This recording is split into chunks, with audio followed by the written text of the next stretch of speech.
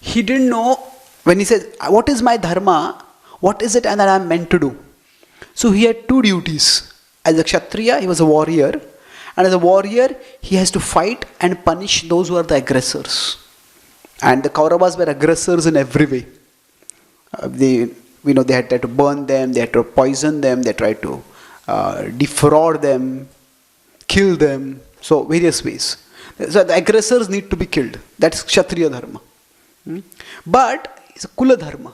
It's a part of a dynasty. And normally if you connect with somebody in a dynasty, in a family, then our duty is to protect the members of the family. So suppose there is a judge in a court. The judge's duty is to sentence the wrongdoers. But suppose the accused is the judge's own son. Then what does the judge do?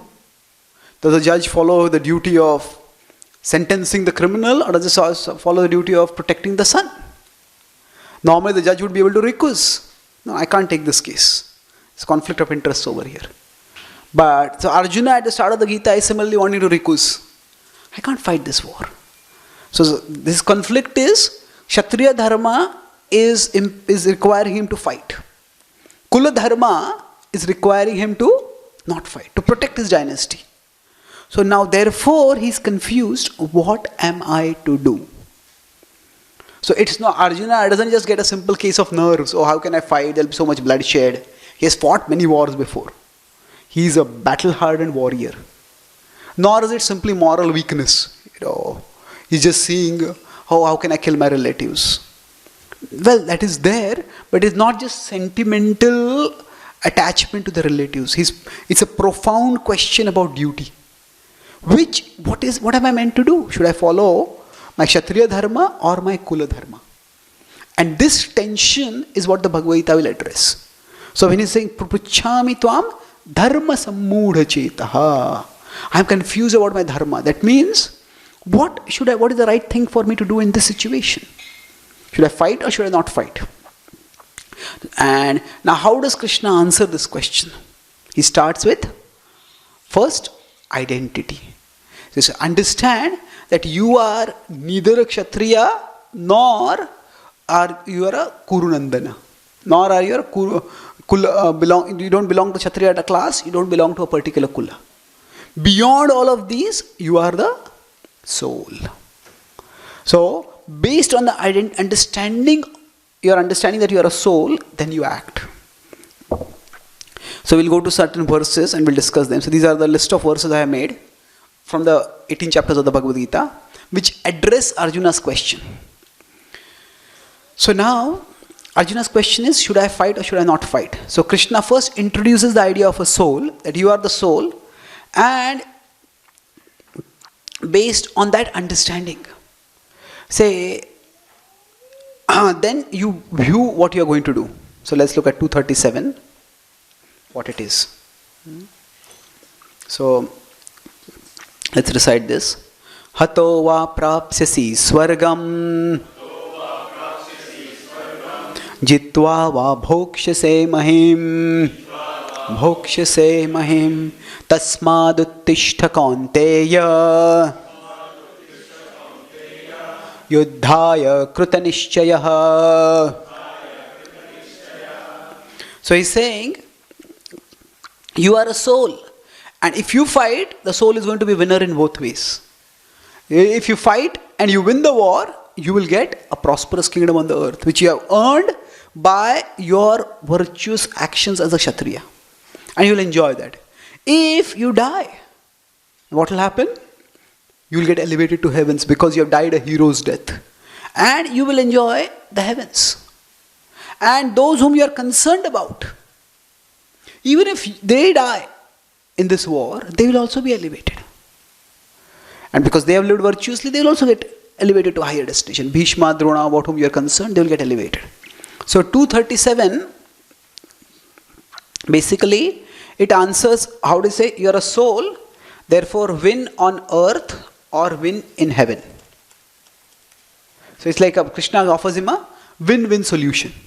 If you fight and win, fight or lose, you are still the winner. So therefore, by understanding the eternality of the soul, you fight. However, This is just the first level. Okay, throughout this class, if at any time you have any questions, feel free to ask. Because as we move forward, addressing questions behind will be a little difficult. Because we'll go into the flow. If I'm going too fast, please let me know also. Okay. So first he says is, you are the soul is eternal, and you can either enjoy in this world or in the next world. That's the first level. Then he says, after that, but you are still in material consciousness. So, however, to understand the soul, truly and to benefit from knowing the soul, you have to come to spiritual consciousness. And thinking that because the soul is eternal, I'll enjoy in the next world, that is actually still material consciousness. I have written a book on reincarnation. So I was asked a question in a university where one boy asked this question that I'm in love with a girl, but somehow I'm not able to, Indian boy, somehow I'm not able to marry her. Our parents are not agreeing. Oh, what can I do? What karma can I do so that I can marry her in my next life?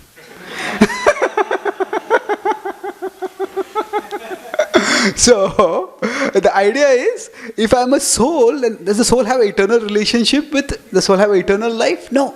The idea of soul is used simply to, you could say, extend romance beyond this life. Like that's all the result of Bollywood movies and stuff like that. In Bollywood movies, reincarnation is used as a plot twist. You know, if the romance is not fulfilled in this life, then in the next life. And sometimes the hero and the heroine come back in the same body. So, many times when I give classes on the soul and reincarnation, people ask this question: do we all have soulmates? Soulmates. So I say, first focus on the soul, then worry about the mate. So, here what is happening is, we just take the idea of the soul, but we don't spiritualize our understanding of life.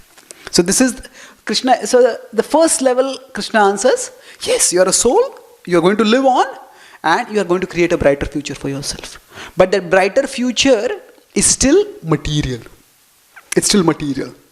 So then, from here onwards, to 38 to 39, Krishna raises the level. He starts talking about, don't be concerned about the results at the material level, be equipoised.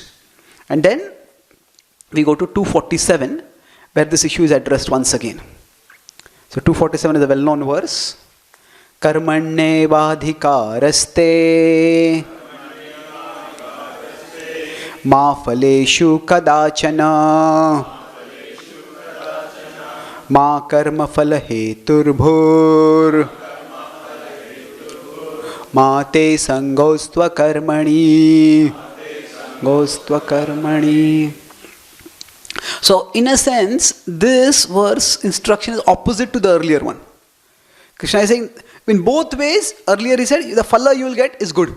You will get good fruit in the earth or good fruit on the heaven. But now he is saying, if you truly understand you are the soul, then you understand that for you, the phala, the fruit at the material level does not matter. For you, what matters is, you grow in spiritual understanding. So when we work with detachment, with dutiful detachment, then what will happen is you will grow in spiritual realization. You will, by working as a duty in a self, then you will gradually start realizing your spirituality. How does that happen? Just if we keep functioning in the world with knowledge in the background or knowledge in our consciousness, that knowledge starts blossoming gradually. That knowledge starts blossoming. And that's how the knowledge grows. It's like everything else. If we do a little, if we have a capacity to lift some small weights, we start lifting that, our muscles grow and then we can lift more weight. So you have theoretical knowledge and try to cultivate detachment by that and act, by that the knowledge will grow. So here, at 247, Krishna answers that, here, work with dutiful detachment, to gain spiritual realization. So here, it's another level of motivation Krishna is giving. He's telling, It's too less. Okay. So now this is the second level. Now after this, it goes on further. So after this, what happens? Krishna has answered. At first he said, work to win the heavens. Then he talked with work with detachment to realize the soul. But after that, Arjuna, when Krishna hears about this person who has realized the soul, and Krishna gives a description about how they are equipoised, they are not disturbed, they are not tempted. And Arjuna asks further for, give me their characteristics. And from 255 to 272, he describes those characteristics. And the central characteristic that Krishna describes about these people is, they are very peaceful. They are peaceful, internally peaceful. Krishna is talking about. But Arjuna is thinking in terms of, if they are so peaceful, then why will they fight? Isn't it? So, he starts thinking that Krishna is such people are completely peaceful. So that's why he asks the question of the third chapter. He says, you have given equivocal instructions. On one side you told me to fight, but on the other side you told me to be peaceful. Or you told me that those who are in spiritual knowledge, they are always peaceful. So should I be peaceful or should I fight? And then what has happened? Because Krishna has given multi-level instructions in the same chapter, Arjuna is disoriented. So then Krishna starts from basics once again. And he starts talking about, although we are souls, we are belonging to a whole. And we need to live in harmony with the whole. So what is that whole? That is, let's go to 3.8.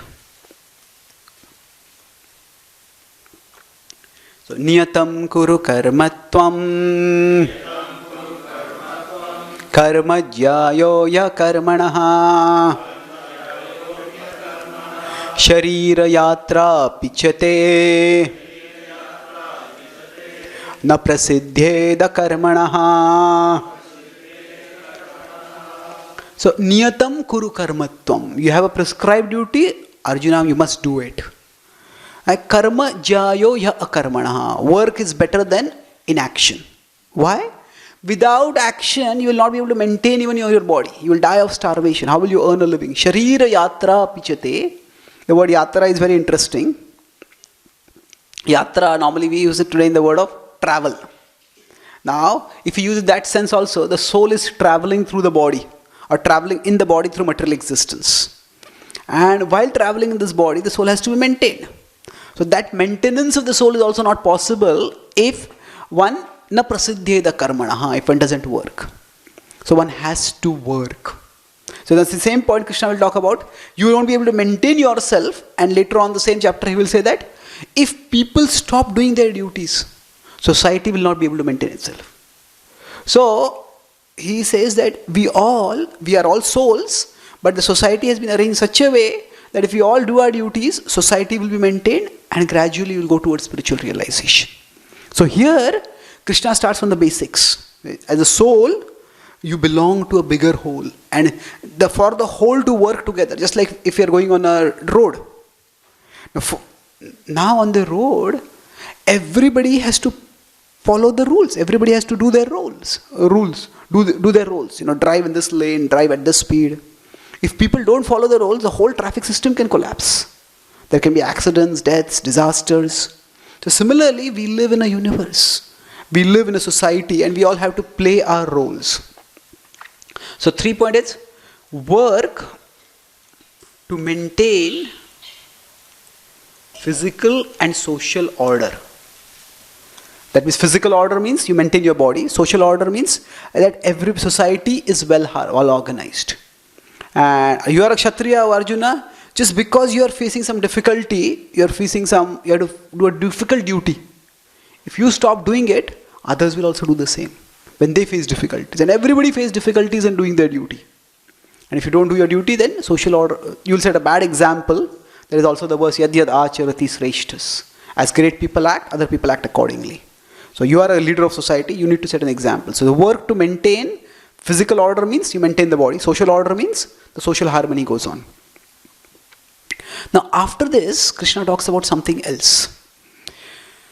he brings in a concept which will come back again and again. So he says, at one level, the body has to be maintained. But it's not just, maintenance is not just the provision of physical needs for the body. Maintenance of the body means also you have to work in harmony with the body's nature. There are many people, if they have to work in jobs which are completely incompatible with them, they may be earning well, they may be living comfortably, but they are living comfortably and miserably. They have physical comforts, but because they are in a disharmonious job, they are miserable. So Krishna says, you have to work according to your body's nature. That is 335. Let's look at this. Shreyan swadharmo vigunaha paradharmat swanushthitat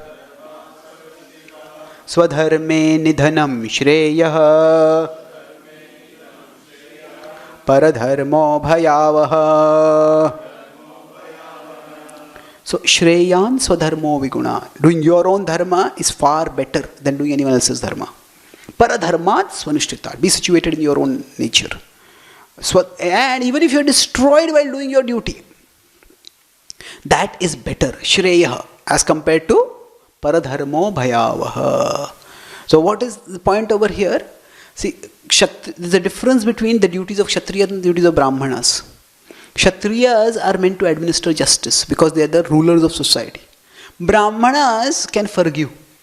When somebody does something wrong to us, we can forgive as an individual level. But if we are holding a leadership position in some social group, some organization, some institution, then those people, we have to consider, okay, this person is hurting and this is causing harm. It's not just to me. At an individual level, I'll forgive, but what about others they are doing to? So Kshatriyas have to administer justice. So when Arjuna was saying that, why should I fight this war? There's no need to be attached to property. Pandava Kauravas have done wrong, but let it be. So he says, that kind of renouncing, you are acting like a Brahmana. And you don't have a Brahmana nature. So you try to act like a Brahmana now, you won't be able to sustain it. And then eventually, when you fail to do Brahmana's duties, so a Brahmana is meant to live on charity, but if a Brahmana doesn't get charity, like a Kshatriya, if they don't give taxes, they don't get taxes. They can attack. They can take the taxes by force. But a Brahmana, when they are asking for charity, if they don't get charity, they just have to go away. Kshatriyas find it very difficult to take no for an answer. So he says, if as a Brahmana you ask for charity and you don't get it, then you will resort to violence. And because you acted like you chose the vocation of a Brahmana and then you acted in violation of the role of a Brahmana, you will be doing adharma. So better you act as a Kshatriya, even if you die in this war, that's better. So Krishna, now he says, Arjuna, you should work to live in harmony with your nature. That's the next level at which he says you should work. So it's interesting that although Krishna says, Arjuna, you are the soul, but you cannot just reject your bodily nature and immediately act at the level of the soul. The soul is present in a particular kind of body. And to the extent we act according to that bodily nature, to that extent we grow toward realizing who we are. So we don't... There are three broad ways of functioning with respect to the body. We work for the body, we work against the body, and we work with the body. We work for the body means we just pander to every desire of the body. We just pamper the body. That is unhealthy. Working for the body is unhealthy. Working against the body, that is also unhealthy. Working against the body means the body needs food, I'll starve the body. The body needs rest, I will not sleep. If we keep, in this case specifically, Arjuna is Kshatriya. Arjuna has a, Kshatriya means they have an itch for action. They have to work, do some challenging, demanding kind of work. And just live the intellectual, peaceful life of a Brahmana. You won't be able to do it. So work against the body. That is also not going to sustain itself. So work with the body. So don't work for the body or against the body, work with the body. So that's what Krishna does. You're Kshatriya, You work with the body to realize the soul. How? By working within Varnashram, working according to your nature. So this is one. So what is Krishna doing over here? That he is saying that you are a soul, you are in a body, but how does the soul realize its identity beyond the body? That is by working harmoniously. First of all, work to maintain your body, and then work to in harmony with your body's nature. Then after that, we move on further. Any questions till now? Yes? Just on this last point about working according to one's bodily nature, could you please explain what you mean by bodily nature? I'll give you an example. Let's say someone is very big and strong and has muscles and stuff. That person could decide to go into some kind of manual work which utilizes the physical strength. Or they could also decide to become a personal trainer at a gym. So what exactly do you mean by working according to your bodily nature? Two things. Guna karma vibhakasha, Krishna says. According to our qualities and our activities. So what that means is that when we do something which is according to our qualities, we feel comfortable doing it. When we do something according to our activities, karma, we are competent at doing it. So among the various activities we are doing, we look at what activities, when we do, there's comfort internally and there's competence externally. And that is a broad indicator of the nature. It's not necessary that somebody has to do, just because they have a big body, they have to do physical work in terms of manual labor. It depends from person to person. But basically, the whole point of Varnashram is you find out how we can function in a way that we make the best use of the resources that we have been given. The bodily nature basically means the body has certain strengths, certain inclinations. So how can we make the best use of them? So we have to through self-observation, we can find out these things. What we are comfortable doing, what we are competent doing. And then try to orient our life so that we can do that more and more. Thank you. Any other questions? Okay. Is this becoming too technical? Is it understandable? Okay, thank you. Okay. So now we move on to the 4th chapter. So now what happens is, there are some places where Krishna takes a diversion. There are some places with Arjuna's question is like a diversion. But the overall flow of thought goes on. So here, what happens is, there are 2 questions which Arjuna asks at the end of the 3rd chapter and at the start of the 4th chapter, which are a sort of diversion. Just like in a class, sometimes there are questions which go along with the flow of the class. Sometimes some questions are slightly divergent. So Arjuna asks a question over here. Yeah, I understand we should all work according to our duty, but there is some force which makes us act in a contrary way. What is that? And then Arjuna talks about Kamesha Krodesha, the force of lust. That is 336 to 33. That's the last part of the 3rd chapter. And then, after that, when Krishna starts speaking, this knowledge which I have given you, this has been there since time immemorial. I gave it at the dawn of creation. Then Arjuna suddenly asks, wait a minute. We are both of the same age. How did you give this knowledge at the dawn of creation? Then Krishna talks about, he introduces his divinity over here. Prabhupada, throughout the Gita, gives us what is in the conclusion of the Gita. So Prabhupada's Gita is as it is, in the sense that the conclusion is presented throughout the Gita. See, Prabhupada's way of presenting was that Prabhupada wanted that if people read even one page, any page of his book, they should get the essential message of Krishna consciousness. So Prabhupada does not focus too much attention on the technical flow of the Gita, although he gives some hints about it. So Krishna will stress, the focus will be on Krishna's divinity from the 7th chapter onwards. But here, in response to Arjuna's question, there is a revelation of Krishna's divinity. Till now, Krishna has just been a teacher of sense control, teacher of mind control, teacher of spiritual wisdom. But we will see that as the Gita itself will reveal gradually, that Krishna is not just the teacher of sense control, Krishna is the object of the controlled senses. He is the ultimate objective of life. That will be revealed, but at this stage, Krishna says that I exist in the spiritual world, I am divine and I descend to this world. So that is also there, but that's where the famous verses come, Dharma samsthapanarthaya sambhavami yuge yuge.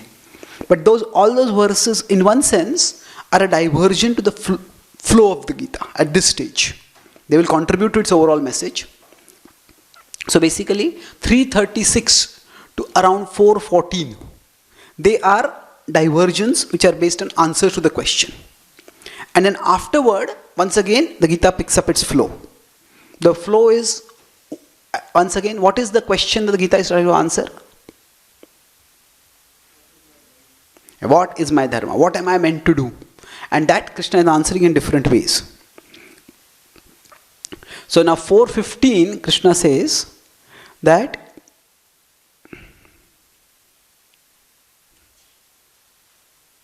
don't think that you know better than the people in the past. Let's recite this verse. Evam gyatva kritam karma gyatva kritam karma purvairapi mumukshubhi kuru karmaiva tasmatvam purvai purvataram kritam. So in this way, knowing the spiritual knowledge, you act. What is that? Thus as the way people in the past have acted. Purvairapi mumukshubhi, those who were seeking liberation. One of Arjuna's concerns was that if I fight, I might get bound by karma. If I get bound by karma, then I will be degraded. Krishna says, no. Do you see in your past, in the heat of a battle, somebody renouncing and going away? See, in the past, people have done their duty and they have become elevated. So, kuru karmaiva tasmatvam, and you act accordingly. Purvai purvataram krutam, as people in the past have acted. So, here we could say 4:15, Krishna is saying, work according to the timeless path followed by your predecessors.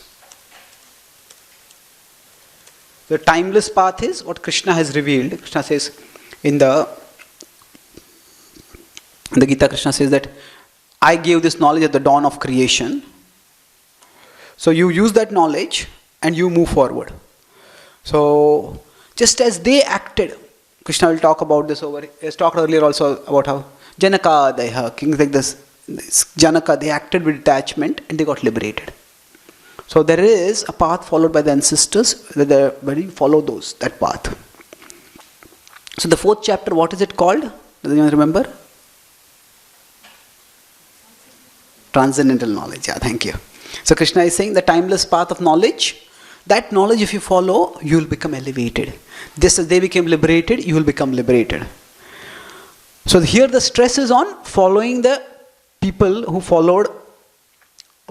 acted in knowledge in the past. In 4:42, the same message, but slightly different path, different stress.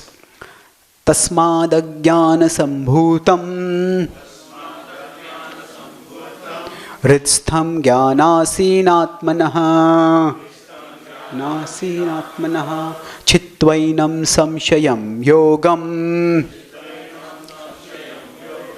atishto tishta bharata.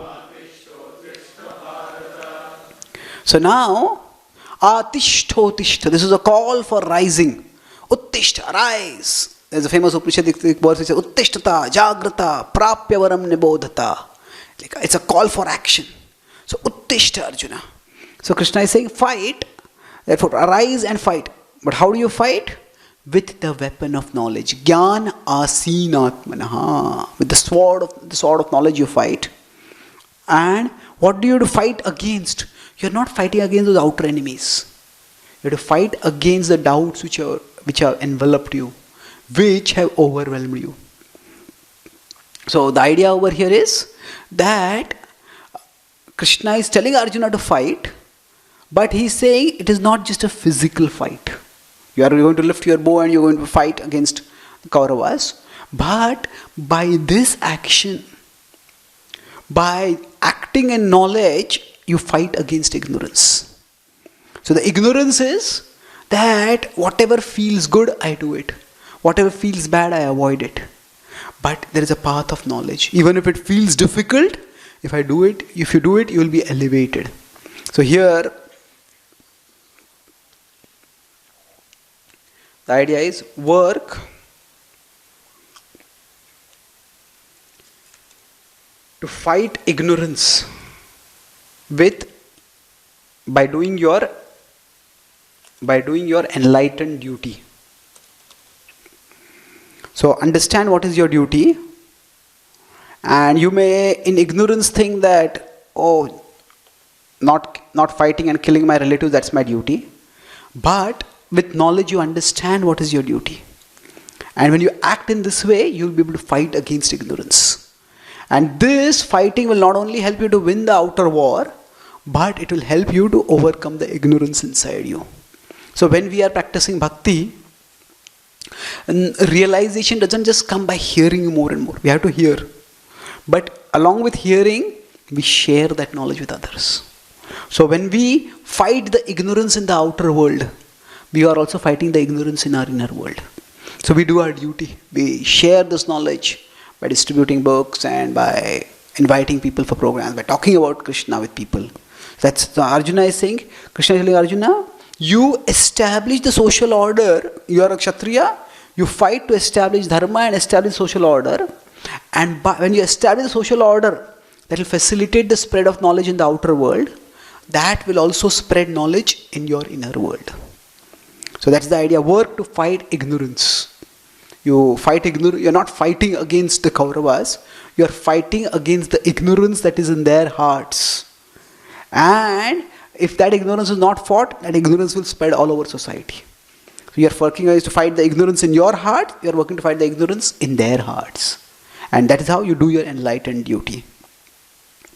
This is one level. Any questions till now? Then Krishna moves forward. Now in the 5th chapter, see, if you see in all these sections, Krishna has not yet talked too much about the soul. He has talked about how should work in a way that is harmonious with the broader society, and that will gradually lead to realization of the soul. In the 5th, 6th chapters, Krishna starts moving further toward the focus on the soul. So let's 5:13. This is Sarva Karmani Manasa Sanyasyaste Sukham Vashi Navadvare Pure Dehi Naiva Kurvanna Karayan. So here Krishna is telling that the body is a machine. And as a machine, it will act in its own way. So just like say, now if you work on a computer, the computer, so much background processing is happening. Why? Even when we are doing nothing, for the computer to just function, it has its own functionality which has to go on. So the computer might open a particular program, run an antivirus check, might check the battery, might check this, might check that, and all that is what ensures the computer function on. So Krishna says, similarly, the body will function according to its nature. The body has a particular nature. It will function according to its nature, but sarva karmani, all these works that you do, manasa sanyasya. In your mind you renounce them. You understand that I am not doing them. The body is working according to its nature and is functioning. Manyasya aste. And in this way, if you can renounce the action at the level of the mind, then sukham vashi. At the level of the body, you may have to do various activities, but you won't get entangled by them. Sukham vashi. You will be able to function with detachment. Vashi means to reside. You will be able to reside in the body with detachment. And then to give him a further sense of distance from the body, Navadvare Pure Dehi. He says, this is a city with 9 gates. Now, Arjuna is a king. Arjuna is a royal prince. He has lived in Hastinapur. He has lived in Indraprastha. He has lived in various places. He has lived for some time in Panchala's kingdom. Sometimes he has lived in Virat. So there are different kingdoms. And in the kingdoms, what happens at the gates is important. You have to be vigilant about who is coming in, who is going out. But still, you are not that kingdom, you are separate from that. So similarly, you observe what is happening at the level of the body, but at the level of the senses, what are happening, but don't get too entangled with it. Naiva kurvan nakarayan. You don't think that you are doing it, nor are you causing anyone to it. So here the idea is that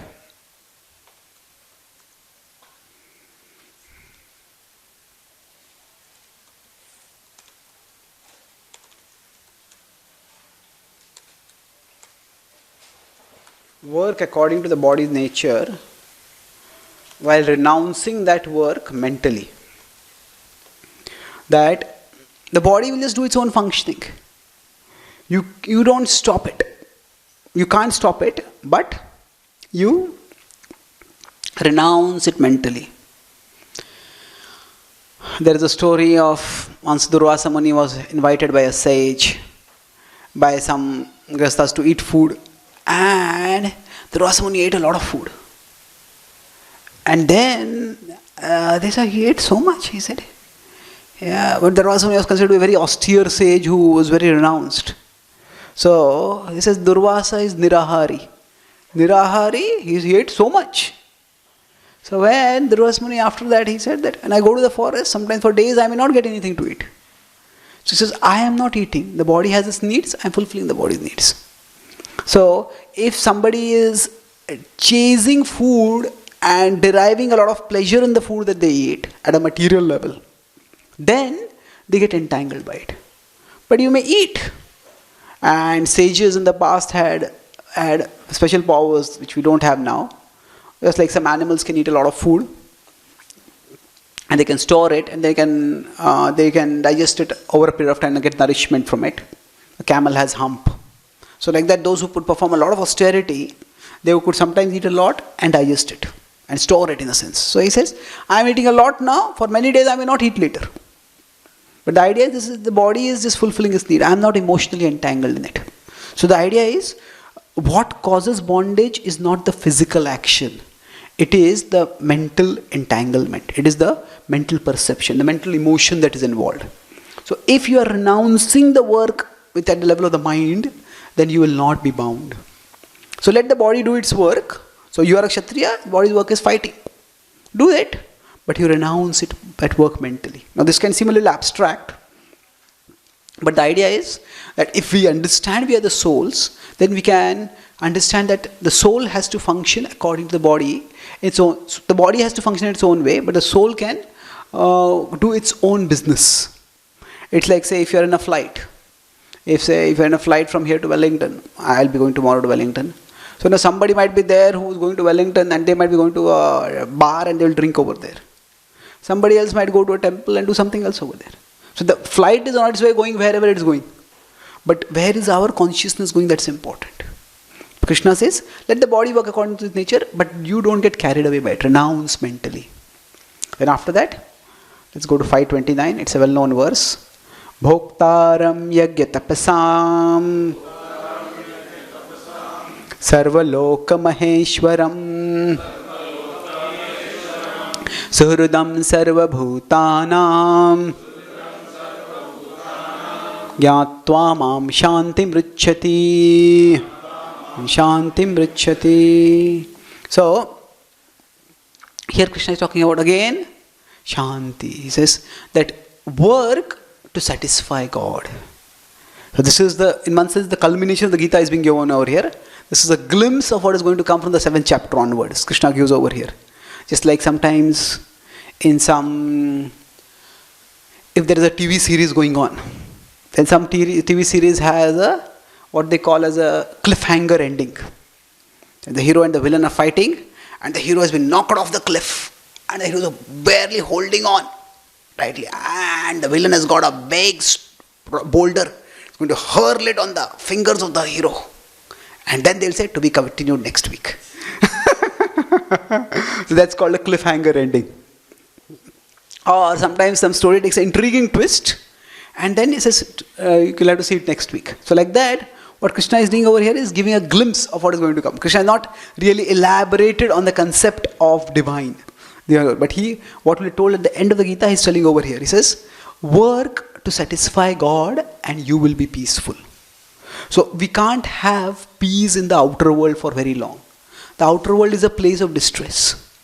But internally, if we are in harmony with God, we will be peaceful. So that is here. Don't think that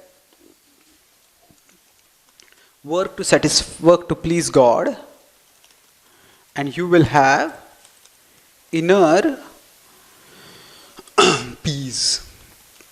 So the world, Arjuna is thinking, I don't want this bloodshed and violence. Krishna says, this world is a place of conflict. But you can have inner peace if you work to please God. And if you please God, he means your greatest well-wisher also, Suridam Sarvabhutanam. He will inspire you to do that which is the best for you and for everyone else. This is the 5th chapter. So all now, we are going through this. All of this is still on the identity. Now, once again, Krishna brings a concept over here in the 6th chapter. The 6th chapter, a lot of things are happening. But before I go to 6th chapter, in the 5th chapter, Krishna talks about many other things. First, he talks about understanding you are different from the body, that you are the soul, at a level of analytical perception. The body has its functions, but you stay yourself distance from it. The body has its pleasures, but don't get involved in it. And then he says, then what do you do while you are in the body? He says, work to satisfy God. And that's why you fight, but you don't get entangled in it. Now, Krishna will reiterate the same message, that you can't just reject the body immediately. You have to work according to the body. Anashritah karma phalam karyam karma karoti yaha sasanyasi cha yogi cha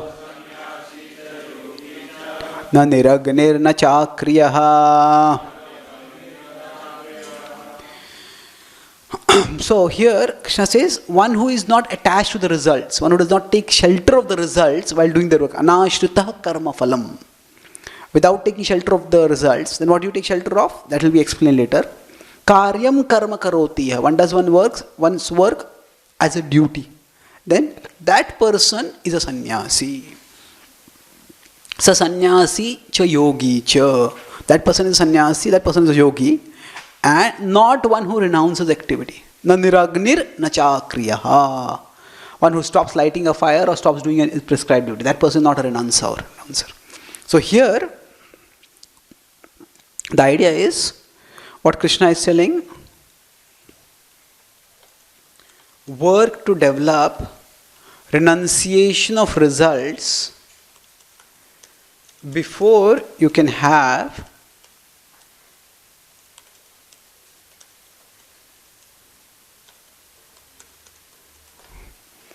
So, see, many people are eager to renounce the work, but few people are ready to renounce the results. When we are frustrated with life, this job is taking me so much stress, so much strain, so much conflict, I just want to quit this job. Oh, this relationship is causing me so much trouble. I'll just end this relationship. So, we are often eager to renounce the work. But renouncing the work doesn't make us a renunciate. So the same people who renounce the work, they just want to give up the job.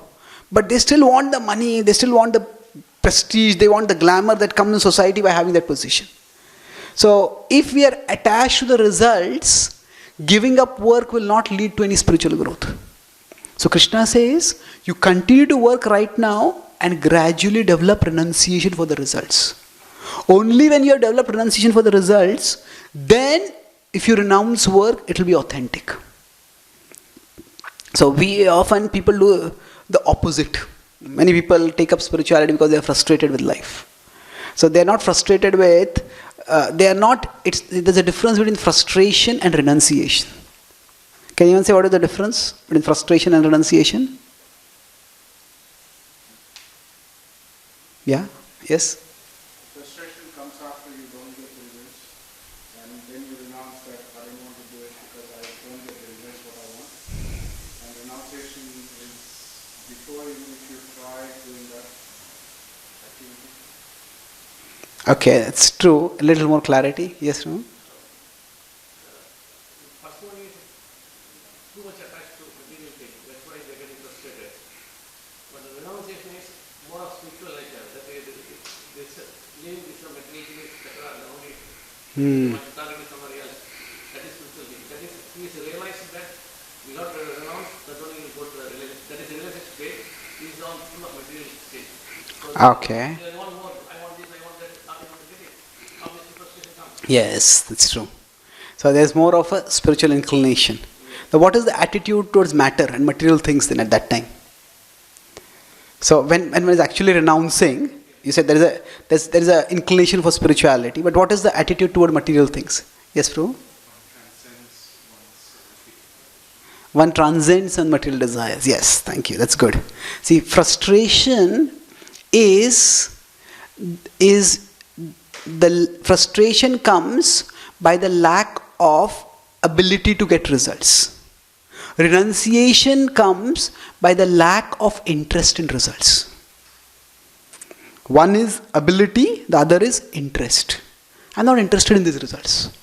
I'm not interested in wealth, I'm not interested in position, I'm not interested in power. That is renunciation.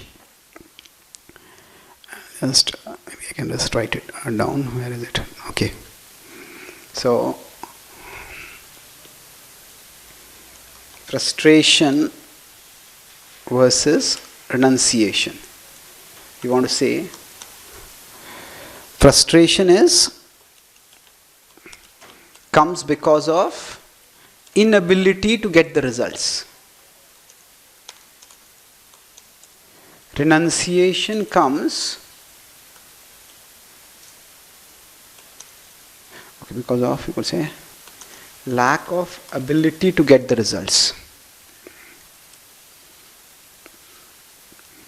Because of lack of interest in the results. So we could say frustration is more in the Rajo and Tamoguna. We're not talking about the gods still now. So everybody gets frustrated in life, but very few people get renounced. Everybody gets frustrated because they don't get the things they want. But then still the desire is there and they can start doing those things. So what we want is not, what will help us grow spiritually is not frustration but renunciation. And that lack of interest in the results will come authentically when we have developed an interest in something else. Otherwise we say, I just don't want this because I'm unable to get it. That's like sour grapes. But authentically when we have a desire for something else, that's a real renunciation. So Krishna is telling over here, in the 6th chapter will talk about external renunciation also. Because 6th chapter is, what is the 6th chapter? Title anyone remembers? 6th chapter? Which yoga? Dhyana yoga, not Dhyan yoga, correct. So it will talk about going to a forest and renouncing the world. But even that 6th chapter Krishna talks first, you have to develop renunciation internally. You have to become an internal renouncer before you can become an authentic external renouncer. Internal renouncer means you renounce the results. And then you renounce the work also. Yes, please.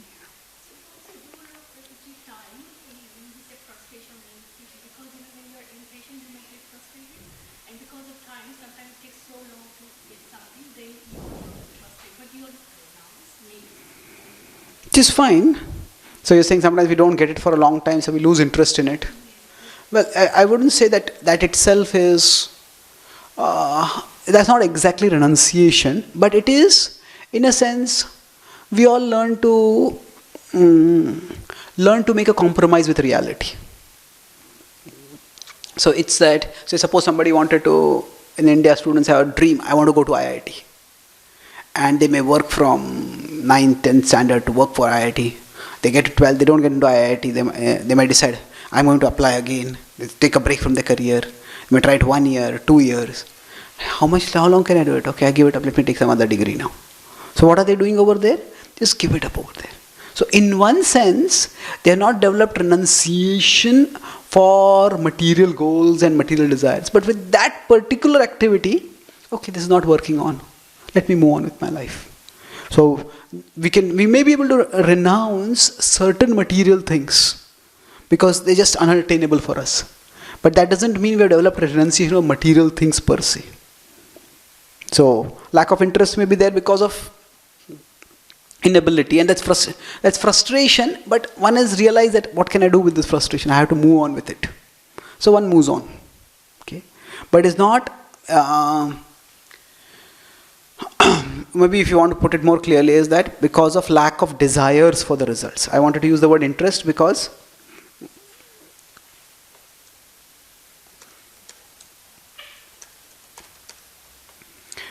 the lack of desire can convey that they don't care at all for it.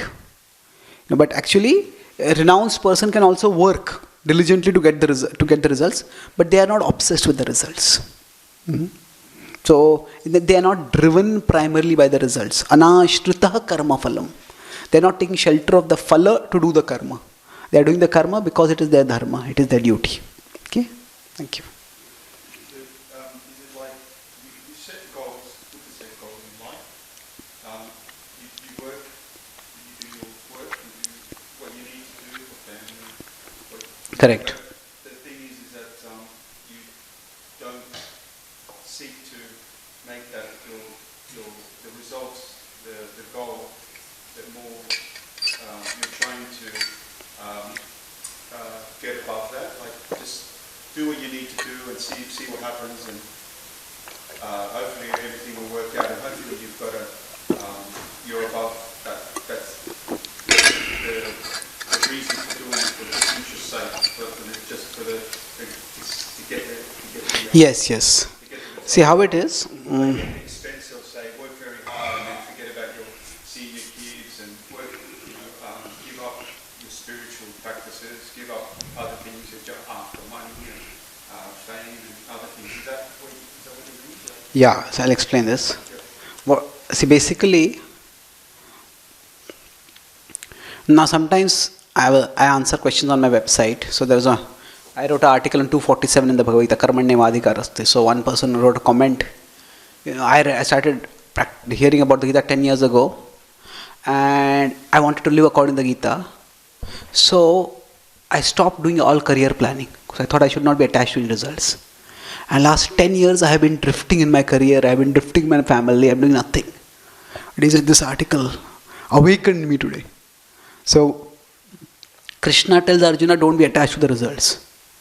But then we see that after the Bhagavad Gita gets over, they fight a war. And in the war, every day Arjuna is setting goals. Most famously, on the 14th day, Arjuna sets a goal. Today I'll bring down Jayadratha, who played a critical role in the death of my son. And Krishna doesn't tell Arjuna, hey Arjuna, have you forgotten? Karmanyevadhikaraste ma phaleshu kadachana? No. Krishna is there by his side helping him achieve that goal. So there is a big difference. Goals are set before we do the work. And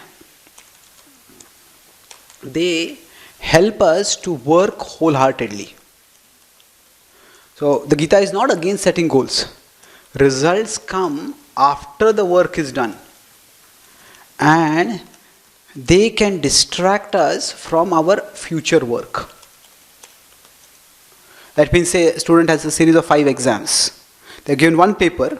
They set a goal, I want to get this much marks. They studied hard. Now they are given the paper. Now somehow that paper didn't go very well. Now you did your duty. Whatever result is going to come is going to come. If the student is too obsessed with the results, they go, if I don't do this well, I don't do well, then what is the use of my studying? And they become disheartened from the next exam also. So we do need to set a goal for ourselves. The whole idea here is that recognize what is in your control and do it fully, and that which is not in your control, detach it, entrust it to God. So the work is in our control, the results are not in our control. So, but our work is also a factor in producing the results. So we do our work wholeheartedly, and after doing our work, we let go. So set goals, but don't be attached to results. Does that make sense? Thank you. Yes, Prabhu. Don't we set the goals to get the results? Yes, of course, we set the goals to get the results, but the idea is that is where our philosophical knowledge comes into the picture. That I will set the goal and I will do my best to get the result. But if I don't get the result, then I won't get too agitated. Why is that? Because the result is, you could say that there are results at various levels. It's like a student might study to get good grades. That's one result. But a student might study to gain good knowledge of the subject. The student might also study so that they can develop the discipline of studying. Now sometimes the good grades might not come. But the student wants to do, say, a PhD or something in that subject. Then the grade specifically may not be as important as how well they have understood the subject. Or if a student wants to, say, go into the field of academics as studies, then the discipline of studying, of learning, of developing an educated mind, a trainable mind, eager to study, that is much more important. So results are at different levels. So the Krishna says the immediate result is just one result.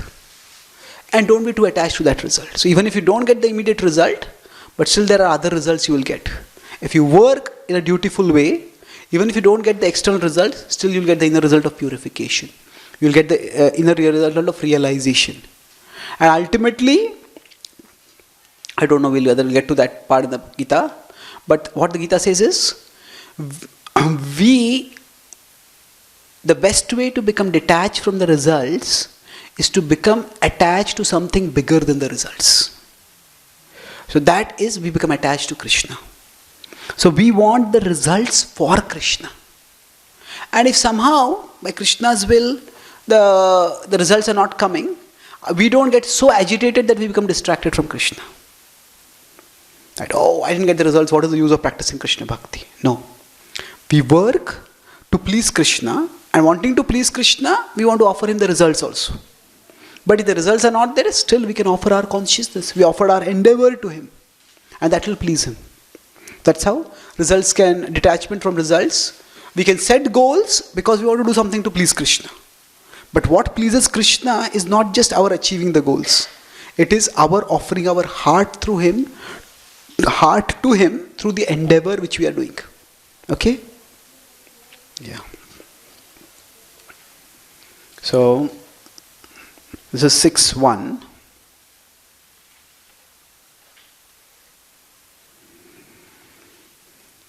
Now, in 6th chapter, Krishna goes through a lot of things. He talks about going to the forest and renouncing the world and attaining the state of samadhi and becoming completely absorbed. So what is happening in the 6th chapter is, Krishna has talked about working with detachment. Now Arjuna may have the question, is it that we always work with detachment? Do we never renounce the world? Yes, we have to renounce gradually, Krishna says. You renounce the world and then you go inward and you realize you attain samadhi. But then Arjuna asks the question that, what if this is a very long journey? What if one gets distracted? What if because of the uncontrolled mind, first he says the mind is very difficult to control. So Krishna says be patient, be perseverant, be patient. But he says, what if I am following a path and my mind, because of the fickleness of the mind, I go away from that path?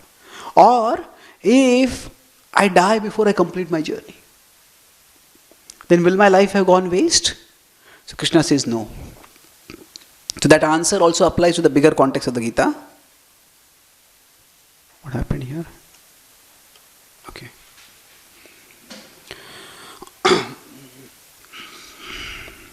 Is the internet gone?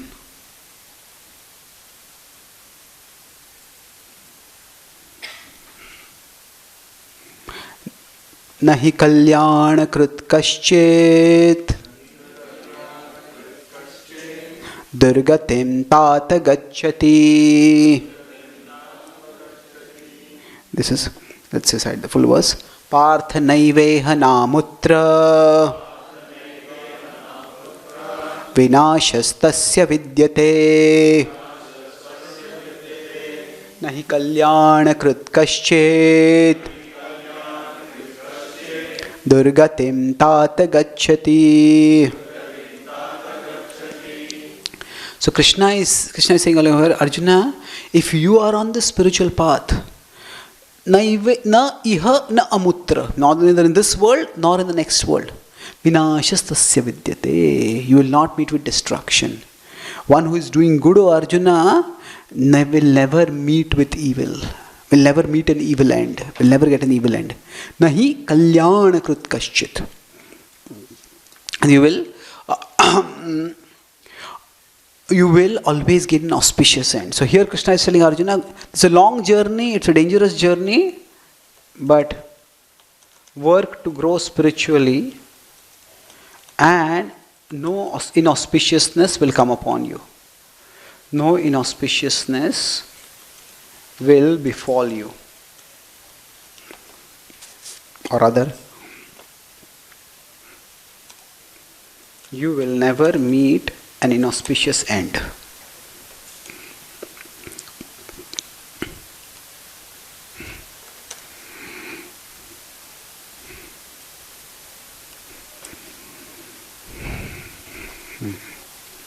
So you will never meet an inauspicious end. That is the idea. So Krishna is telling here that it's a long journey and there can be many obstacles on the path. But if we are striving to move toward Krishna, even if some bad things happen, ultimately it's an auspicious end that we will come to. That's the 6th chapter. So at this stage, Krishna's knowledge of how to work based on understanding of our identity is over. And between the 6th and the 7th chapters, you see a dramatic change. Till the 6th chapter, it's all about detachment. To work with detachment. It's so many times Krishna talks about it. But from the 7th chapter, there's a sudden shift. Krishna. The first verse of the 7th chapter itself is Mai asakta manaha. Make your mind attached to me. So that is where we are talking about understand God. So Krishna shifts the vision. So it's like from the body to the soul. From the soul to the whole. To the whole, to Krishna. The vision is being lifted up. And from the 7th chapter onwards, Krishna talks more about himself and how he's manifested in the world. And the idea over there is that you work so that you become attached to me. And by working to become attached to me, you will become liberated. You will stay liberated no matter what work you are doing externally. So, where do we go now? Yeah. So, 7:14 is a well-known verse. Daiviya gunamai mama maya duratyaya mameva ye prapadyante maya me tam tarantite.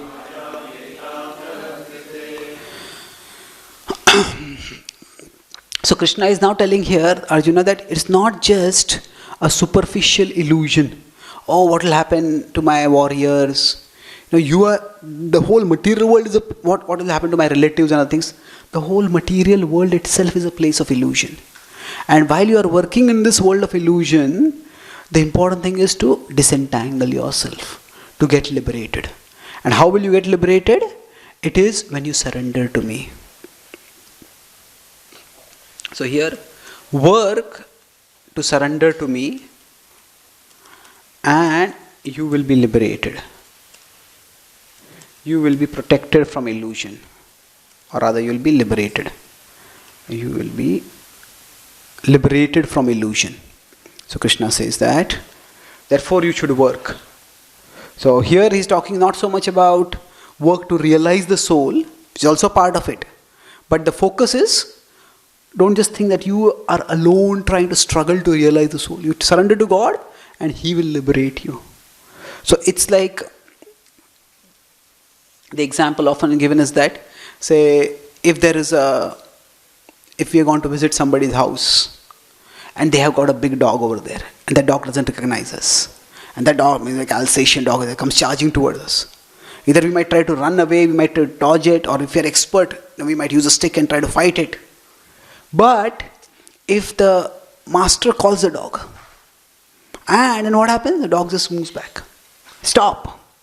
So like that, the force of illusion is there. And till now, Krishna had been talking about how you use your intelligence and your detachment, and dutifulness and attachment, and try to fight against the force of illusion. But now he says, the way to call the master, we of course chant Hare Krishna, That's one way to call the master. So the dog represents Maya.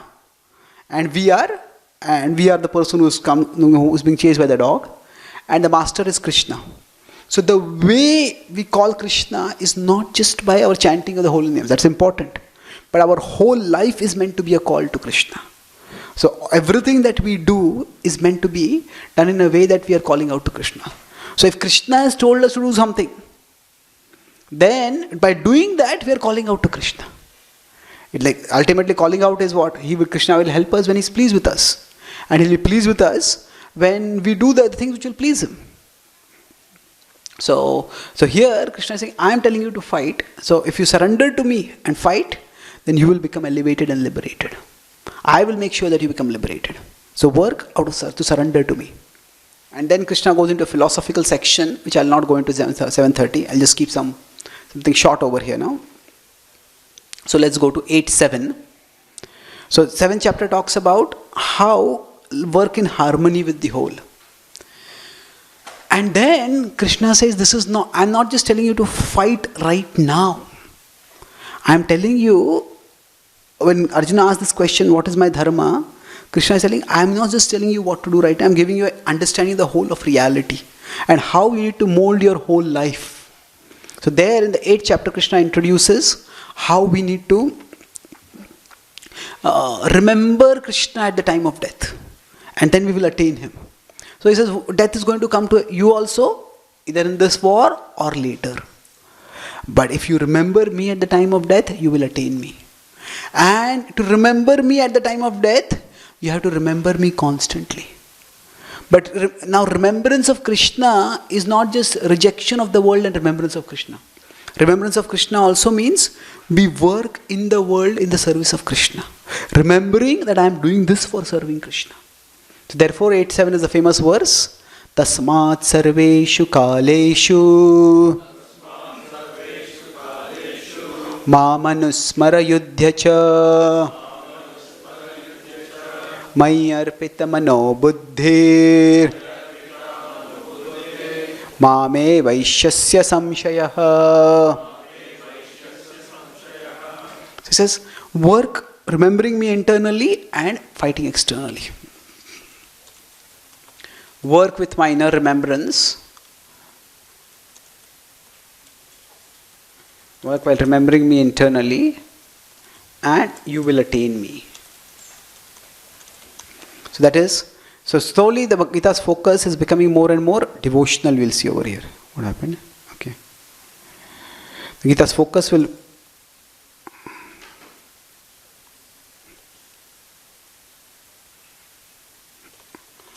and you will attain me. So as this devotional focus grows further, what happens? I'll now take two verses. I'll just take one verse. We're running out of time here. So the 9th chapter, Krishna goes further into his relationship with nature with reality and how Arjuna can work in a mood of devotion. So 9.27 is Yat karoshi yad ashnasi yad juhosi dadasi yad yat tapasyasi kaunteya tat kurushva madarpanam. So he says that you work, whatever you do it for me. Do it to become, if you do it in this way, you will become purified and you will attain me. So here Krishna is saying that I want the results. I want the result that you fight the war. So you work and offer the results to me. That is the mood of Krishna over here. Work and offer the results to me. So overall, as devotees, now we are going into this in quite detail. What do we understand from this whole flow? Krishna is giving multiple levels of understandings for us to motivate ourselves. So for us, our mind is very tricky. The mind is like a child. And say if a child starts crying, the mother can't have one formula to pacify the child. Sometimes the mother might give a toy, sometimes the mother might give some food to some food to eat. Sometimes the mother might just play with the child. Sometimes the mother might just neglect the child. When the child is crying, you have to try different approaches how the child can stop crying. So similarly, our mind will get distracted in various ways. So these are all various levels of motivation, and sometimes some motivation will click for us. Okay, yeah, this makes sense. This is what I am trying to do. Now we may say just work for the pleasure of Krishna. And no, but Krishna is so far away, how do I know whether he is pleased or not? That may not inspire us sometimes. Then we can say, okay, this is what I like to do, let me do it and offer it to Krishna. So even if I can't know whether Krishna is pleased or not, this is what I like to do. So let me do it. But I'm not just doing it because I like to do it. I'm doing it in a way that is a service to Krishna. So Krishna gives us multiple reasons why to connect with him. Multiple levels of reasons. And we can connect with him at whatever level of reason clicks for, whatever level or whatever reason clicks for us. And that's how we can move on. Now, 10:10 is a different, 10:10 is also a well-known verse. I think most of you will know it. Tesham satata yuktanam bhajatam priti purvakam dadami buddhi yogam tam yena mamupayanti te. So Krishna says over here that when you work in this way, he's saying that you work to please me and I will guide you how to come to me. So work and offer the results to me is, yes, you work. So it's more of, after the work, you're offering the results to me. But here Krishna is saying, make your intention to please me. So work and offer the results means, I'm working what I want to do, but I'll offer the results to you. So you can do it like that also. You work, but you establish this kingdom and dedicate the kingdom to my service. But he is saying that, now, but fighting the war, there's so much work can be so, while functioning in the world, life can be so entangling. How do we make sure that I don't get entangled, I don't get caught in the temptations of the world? Krishna says that you work to please me. Work in a mood of, with the intention of pleasing me, or rather simply work to please me, and I will guide you I'll guide you from within how to come to me. So the idea here is, Krishna is saying that it's a personal reciprocation. You might be doing physically any work that you are doing, but see that work is not important, the purpose of the work is important. And if you are doing that work, you might be in a setting which may be very separate from me, but you are still very close to me because your intention is to please me. And I am close to you because I am in your heart. And from inside my heart, I will give you the means by which you can come to me. Dadami buddhi yogam tam. So earlier in the second chapter, Krishna has talked about buddhi. Use your buddhi to decide what to do. But now he is using a word, buddhi yoga. Buddhi yoga is connection. So buddhi yoga means the intelligence that helps us to develop a connection. So I will give you the intelligence by which you can come to me. Now, therefore, now Krishna almost goes like a full circle in his giving his vision to fight. Let's see this work, yeah. Tasmat tamuttishta yasho labhasva jitva shatrun bhungshvarajyam samriddham mayaivaite nihatah purvameva nimittamatram bhavasau vyasachi. So, therefore Arjuna, arise and fight. And he says, Jitva Shatrun. You will enjoy you will defeat your enemies and enjoy a flourishing kingdom. Mayai vaite nihataha purvameva. By my arrangement, these enemies have already been killed. Nimittamatram bhavasau vyasachi. You, Arjuna, are a great warrior. You are so great that you are ambidextrous. You Sauvesachin, you can fight with both arms equally well. But still, your glory is not just in the ability to fight extraordinarily. Your glory is in fighting on my behalf. So here Krishna is telling, work as an instrument for me, as my instrument, and I will give you the glory.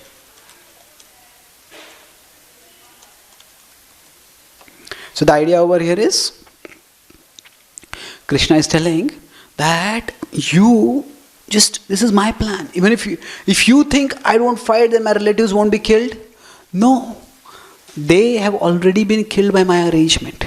Everybody has to get the results for their karma, and Bhishma Drona remained silent when Draupadi is being dishonored. So that was a heinous act for them. It was a heinous act that remained silent with. So they have to get the consequences for that. Duryodhana has to get the consequences for his actions.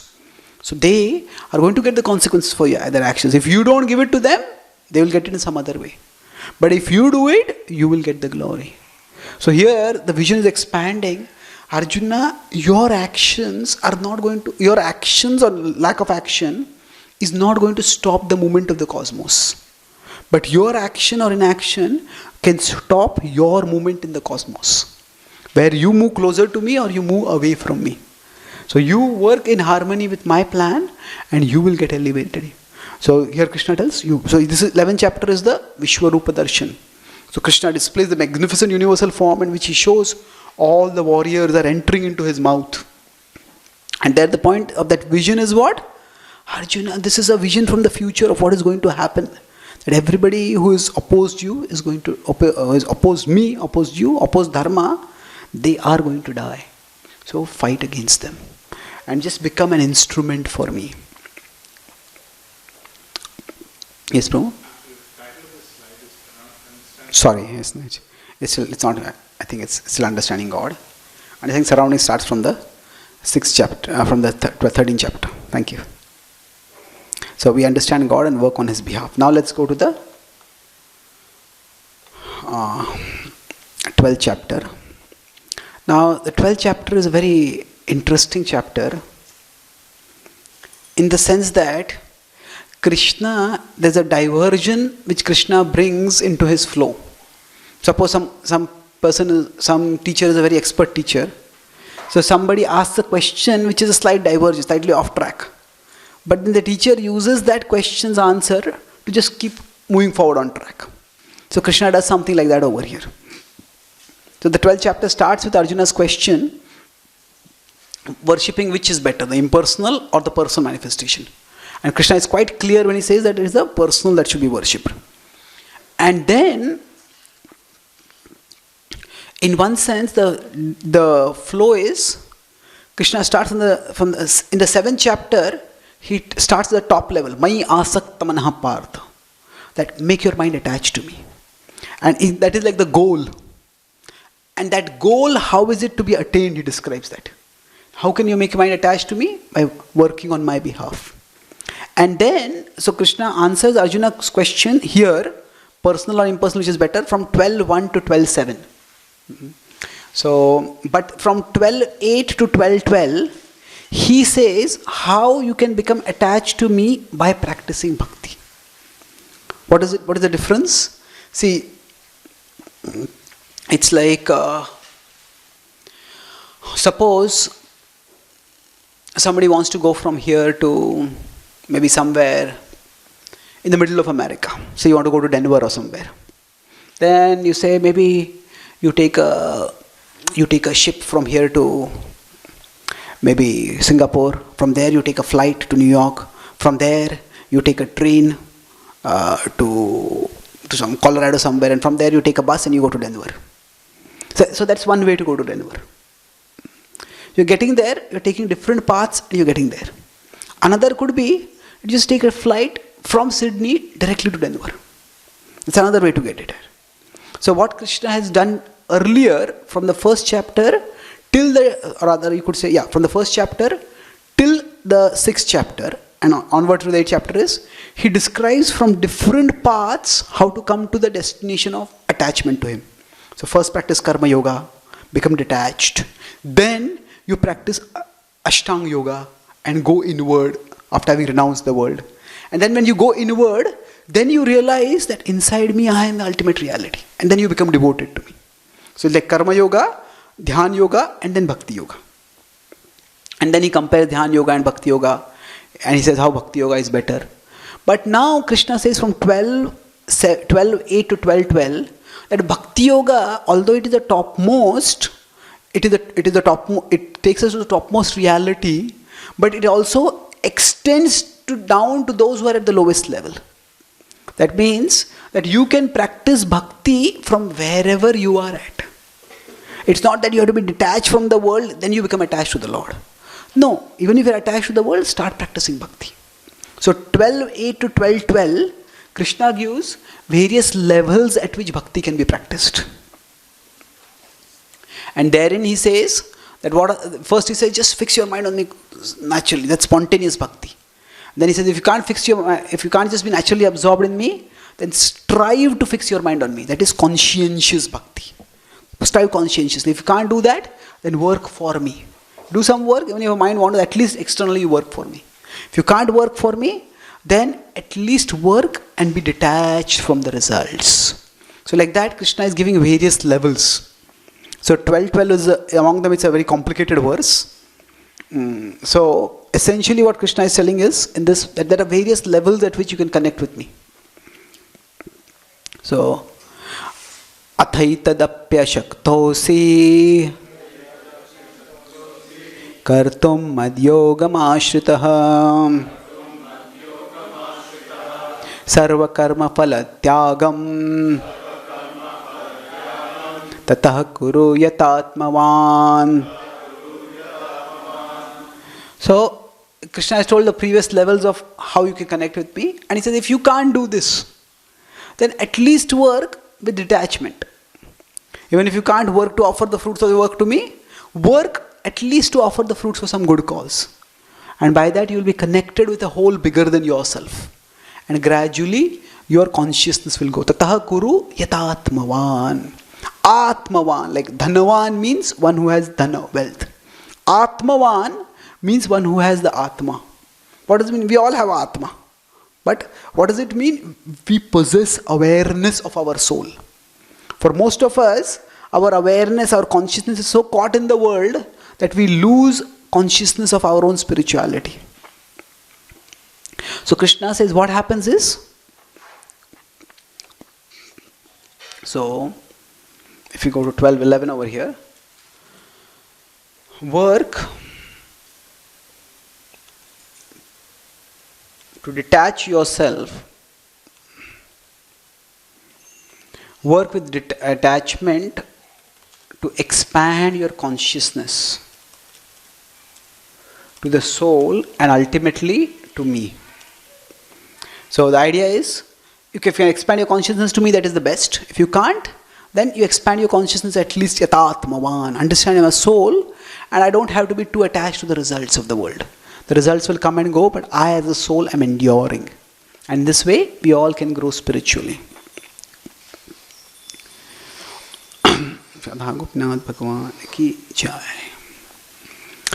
So the same flow we can trace further in the remaining chapters also, 13 to 18. I won't go into that, but I'll just quickly mention the verses which talk about this. And overall, the idea is Krishna is taking things forward. So in the 13th chapter, we could say it's 13:22. In 14th chapter, it's 14:26. In 15th chapter, it's 15:15. In 16th chapter, it is 16:24. In 17th chapter, it is 17:22, 17:27. And 18th chapter, I'll just conclude the 18th chapter now. 18th chapter is 1866. What is 1866? Most of you know it. Sarva dharman parityajya mamekam sharanam raja aham tvam sarva papebhyo mokshayishami ma shuchaha. So Krishna says, give up all dharma and surrender to me. Now at one level, this is one of the most puzzling verses of the Gita. I was there in India. I was invited to give a talk on the Gita to a Hindu group which had organized Gita Jayanti program. So many kids were reciting the Gita and I was asked to talk after that. So when the children were reciting the Gita, they all started reciting. They recited various verses. And when they came to this verse, they recited it as Sarva adharman parityajya mamekam sharanam raja. So, what is the difference? Adharma. So they recited. So then I asked the organizer, what happened? The Gita's verse is Dharman Parityajya. Why Sarva Adharman? He says, no. He says, actually, Krishna has come to establish Dharma. So, how can Krishna tell anyone to give up Dharma? So, he commented some commentator on the Gita. He quoted some commentator on the Gita. Not so much of a traditional commentator, but a more contemporary commentator. And his theory is that over the centuries, when the Gita was being written down again and again, Pathantar was done. That means in the past books were not printed. There are scribers who would scribe the Gita from one manuscript to another. So while the Gita was being noted down, somebody over the generations forgot to put the A. And so Krishna has come, Krishna is God. He will not tell us to give up Dharma.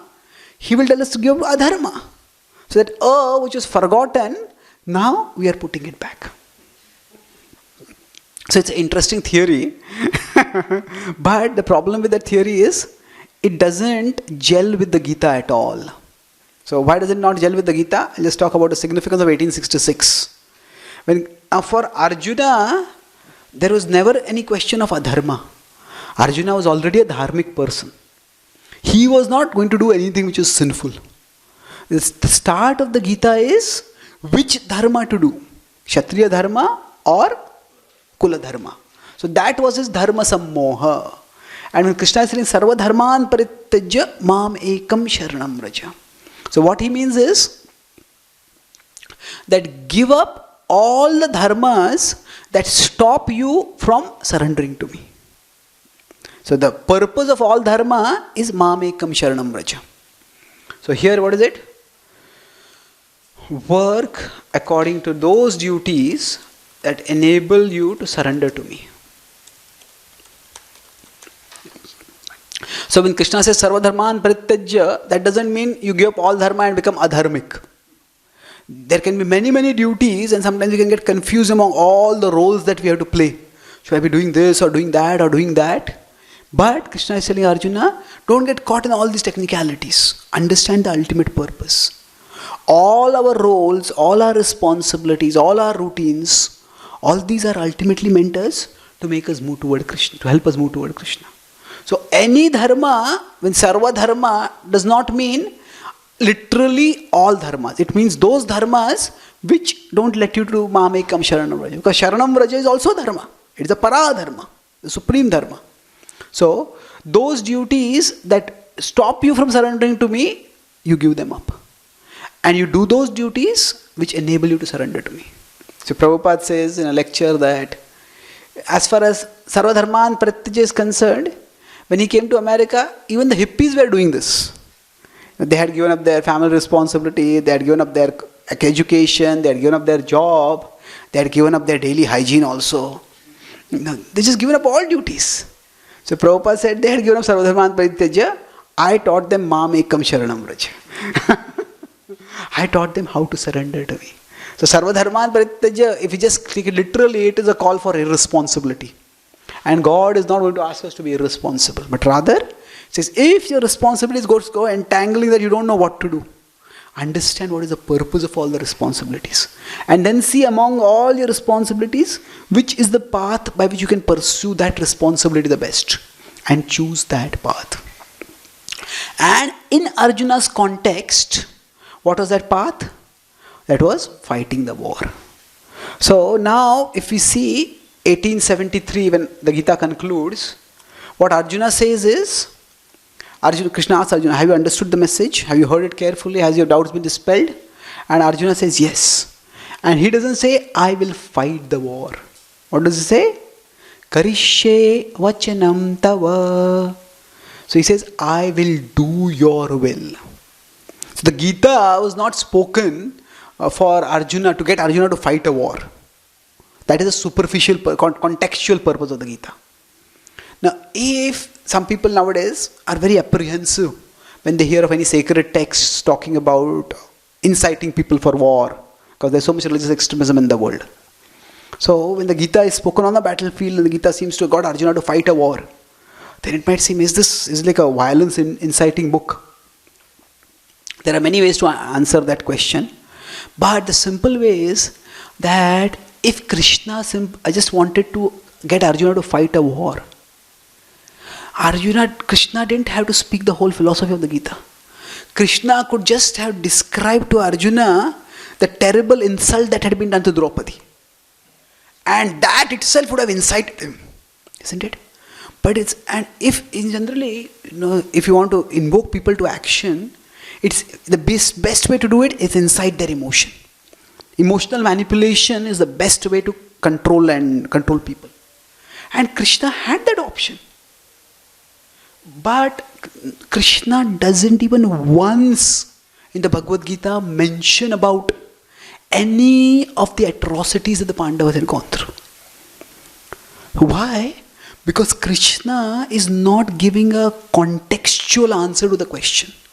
Krishna is giving a universal answer. So it's very easy to draw on the context, you should do this. If Krishna's purpose was only to get Arjuna to fight a war, he could just have incited him by reminding him of Draupadi's being dishonored. But Krishna's purpose was to get Arjuna to understand the importance of acting in harmony with him. And in that particular situation, acting in harmony meant fighting the war. So the Gita is spoken not to get Arjuna to fight a war, it is spoken to inspire humanity to harmonize with divinity. And actually, if the humanity harmonizes with divinity, then the wars in the world will decrease substantially, not increase. And the Gita is not a book of violence, it is not a book of silence. It is a book of transcendence. How to transcend our worldly situations. And once you transcend our worldly situations, sometimes you might just decide this particular situation, I'll tolerate it. Sometimes you might decide we'll act to correct it. But whichever approach we do, we'll do it with a transcendental consciousness. So when Arjuna says, I will do your will. So at that point, doing that will meant he chose to do his Kshatriya duty. But he did not do his Kshatriya duty identifying himself as a Kshatriya. He did his Kshatriya duty identifying himself as a soul who is part of God. And he served Krishna. That's why it is, I will do your will, not I will fight the war. So the Gita is offering a universal message that transcends its context. And that universal message is not violence or silence, but transcendence of living in harmony with the divine. So ultimately, we work doing whatever role we are doing to serve Krishna, to live in harmony with Krishna. So I'll summarize what I spoke today. I spoke on this topic of tracing the flow of the Gita.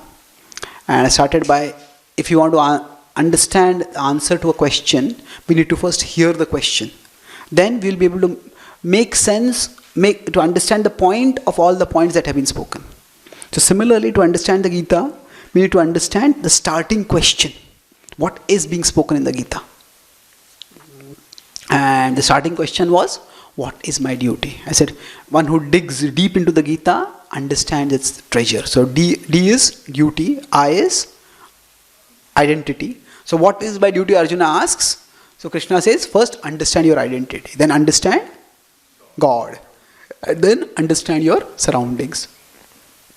So I started by talking about understand identity. So Krishna talks at various levels that you are a soul, so therefore you will gain either in this world or in the next world. You are a soul, therefore work so that you will realize your spirituality.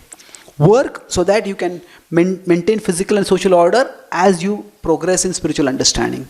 Work according to your body's nature so that the body will cooperate in your spiritual growth.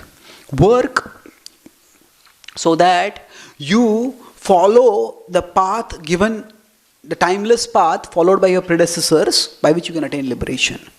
Work so that you can counter ignorance in your heart and counter ignorance in others' hearts. Work so that you understand that work while renouncing mentally whatever the body is going to do mechanically. Work so that you can please the divine and you will attain inner peace. Work so that You can become detached from the results first, so that you can develop renunciation toward the results before you develop authentic renunciation toward the work itself. Work to grow spiritually, and you will never meet with an auspiciousness. You will never meet an inauspicious end. Work to surrender to me, and I will protect you. I will liberate you from all illusion. Work while remembering me, and you will attain me.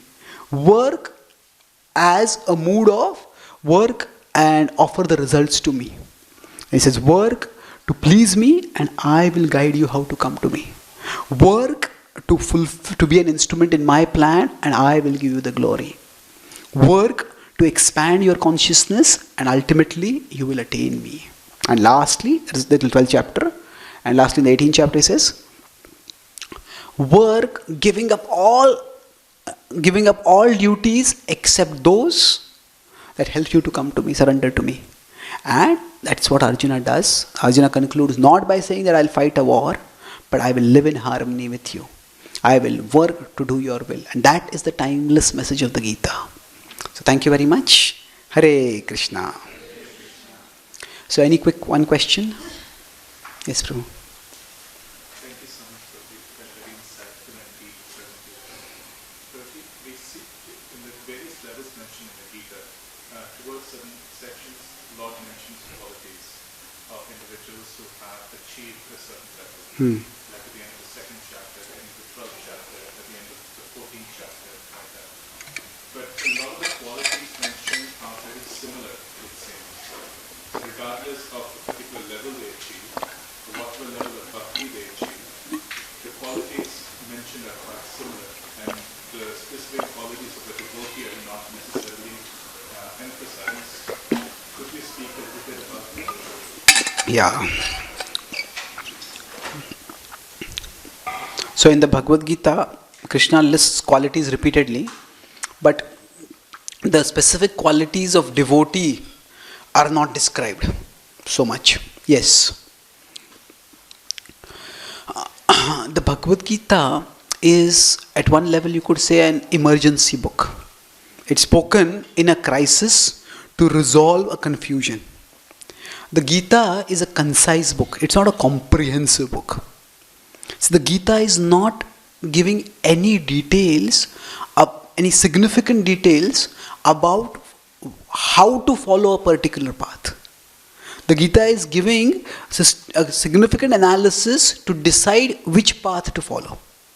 So Arjuna lived in a culture where people were practicing various paths, and these paths were well known. So the Gita in that sense is not like Bhakti Rasamrita Sindhu or Updeshamrut, which is giving specific details about how to follow a particular path. So Arjuna's question was which path to follow, not how to follow the path. What dharma to do. So in that sense, we will not find many verses which talk about specific limbs of bhakti. We often, in our practical application of the Bhagavad Gita, we talk about A, B, C, D. But how many verses are there about association specifically? How many verses are there about reading books? How many verses are there about chanting? How many verses are there about deity worship? Barely 1 or 2 verses. Association, you can say 10.9 is there. Books, you can say 16.24 is there. Chanting 9.14 is there. Deity worship, indirectly you can say 9.34 or 18.65 is there. But there are no descriptions of any of these activities. Because that's not the purpose of the Gita. The purpose of the Gita is not to describe any particular path. It is to provide an analytical framework by which one can choose the right path. And that's one point. That's why you will not see much description of bhakti, the limbs of bhakti. Now, as far as the qualities of devotees are concerned, the Bhagavad Gita gives a contextual presentation of bhakti. If you see, the Bhagavad Gita and Bhagavatam both talk about bhakti. But they are spoken, you could say, in almost opposite contexts. The Bhagavad Gita is spoken where a warrior is about to not do his duty, and it is spoken to get him to do his duty. And the Bhagavatam is spoken where a warrior has renounced his royal duty, and whole thing is spoken to get him absorbed in the Lord. So, in that sense, the Bhagavad Gita is much more world affirming, and the Bhagavatam is much more world transcending. And the Chaitanya Charan Prabhu is, of course, much more world transcending than the Bhagavatam also, where it is just describing devotional life in its richness. So, what happens is, now for Arjuna, in his specific context, his emotions were coming in the way of his doing his duty. Not only of his doing his duty, but also for his reasoning to be able to do his duty. So the Bhagavad Gita talks about a very much internalized, intellectualized, non-emotional form of devotion. It is devotion, but it is not a devotion just with jumping up and down in ecstasy. It is devotion which leads to doing a serious responsibility in the world, and doing that responsibility requires a certain amount of equanimity, not ecstasy. It's like, say, a devotee might come to the temple and dance in kirtan, and he may be ecstatic.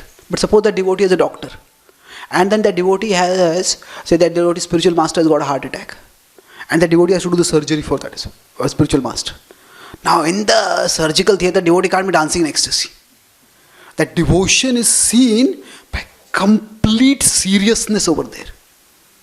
So, in that context, the complete seriousness, there is emotion in the sense that the complete dedication is there. But the devotion is seen by a complete unemotional dedication to duty. So, Arjuna's devotion is like that. He has to fight a war, it's a serious thing. And for that, most of the virtues that are talked about in the Bhagavad Gita are about equanimity. They are not about devotional dedication. Oh, that you everyday chant this many rounds, or worship the deity or something like that. That is all for the practice of bhakti. That is required. But how does Arjuna practice bhakti there on the war field? So most of the qualities described are about this more serious, unemotional form of devotion which is centered on dedication to duty. In contrast, for Srimad Bhagavatam, it is more of just everything is temporary, the world is filled with temptation and entanglement. Just detach yourself from it and absorb yourself in the Lord. So there is a lot of passages in the world, in the Bhagavatam, which are world rejecting. And if you see that way in the Chaitanya Charitamrita, it's hardly anyone, there's no one doing serious worldly responsibilities. Of course, they have their role, but the focus of Chaitanya Charitamrita is on just ecstatic devotion. It's like just how we can live experiencing the spiritual world while being in this world. So that is a different setting entirely. So the substance is the same everywhere. Substance is devotion, that is connection with the Lord. But the context will determine how that connection will be established. And for the service of Arjuna, devotion is required to be expressed through unemotional, serious dedication. And the corresponding virtues are emphasized in the Gita. Does that answer your question? Thank you. So thank you very much. You have something else to say? Okay, clear. Yeah. On a separate question, many of the verses, particularly in the first 6 chapters of the Gita, which detail the practice of Nishkama Karma Yoga, are hard for us to understand how does this exactly apply in our life. For example, how do we perform our prescribed duties, the verse that we mentioned in chapter 5, while disassociating oneself with the senses, or just thinking that the senses themselves are acting separately. It's a very abstract Correct, yeah. practice. But how do we see the role of the first 6 chapters in the context of the practice of the devotee, where they're trying to take shelter of the Lord, practice the limits of yoga? Okay.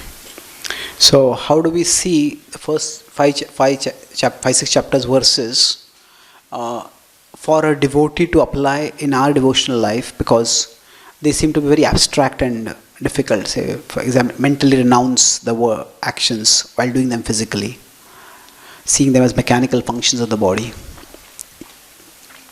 Not everything in the Gita may be applicable in our cultural context. We have to see what works best for us.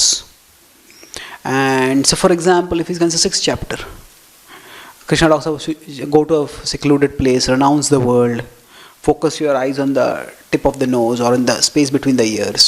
We don't apply these things. So, generally, the scripture is always understood through the living practitioners of the scripture. So the Gita lives through those who live the Gita. And that's why we have to look at how our contemporary teachers, our contemporary fellow seekers, how we are applying the Gita in our lives. And yes, the 5th chapter, especially those kind of verses, Sarva Karmani Mansa Sanyasya Aste Sukham Vashi, 5:13, that's not at all practical to apply. Although there's one contemporary analytical framework I found quite interesting. Sadaput Prabhu has written Sadaput Prabhu was Prabhupada's scientist disciple, Dr. Richard L. Thompson. He has written a whole book called Maya, The World as Virtual Reality. It's a very scientific book, and it talks about how there have been movies like Matrix, which talk about how we might be living in an illusion with some other reality beyond us. So there he says that we could conceive that if this world is like a simulated world, then in the simulated world, say if I press a button and then this character goes and attacks that character, or the bullet goes and shoots over there, the car goes in this direction. So in one sense, I am doing it, but I am not doing it. I am not shooting someone actually. I am just pressing a button or moving a cursor. But all that is happening automatically over there. So similarly, the body does its functions. Whereas we are simply the initiators of the action. So we might do it as a duty. There might be like mayhem, bloodshed, gory violence in the video game. But that person themselves may be so non-violent that they will never raise a hand on anyone. So there could be a complete difference between how the person lives and what the person does in the video game. So similarly, that is, if we consider the world to be like a simulated reality and the soul as distinct from it, then based on the kind of game we are playing, based on the kind of rules of that game, based on the kind of the mechanical gadgets and features of the game will play itself. And we will be different from it. So based on the kind of body we have, the body will have its mechanical interactions with the world's objects. But we don't have to get emotionally involved in them. So that's one, it's more of an analytical frame contemporary analytical frame to understand it. Not so much of a contemporary way to apply it. But that can sometimes help us to make better sense of the Gita. So in general, we need to focus on, even in the Gita, on that which is applicable in today's world for us. So if we try to apply the entire Gita, it's many of the things are not practical in today's world. Just like we even say that Ashtanga Yoga is not practical. Deity worship also at a very high level is not practical. Yagyas are not practical. So those yagyas are quite significant in the Bhagavad Gita. So there are certain sections we understand that they were important at that time. There is a difference. This is a big hermeneutical subject, but everything in Scripture is not necessarily the teaching of Scripture.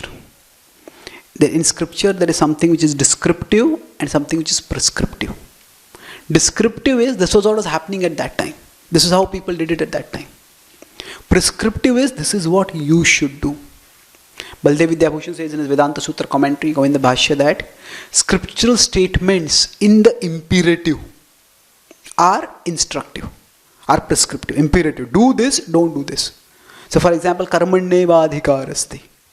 That is an imperative verse. It's you do this.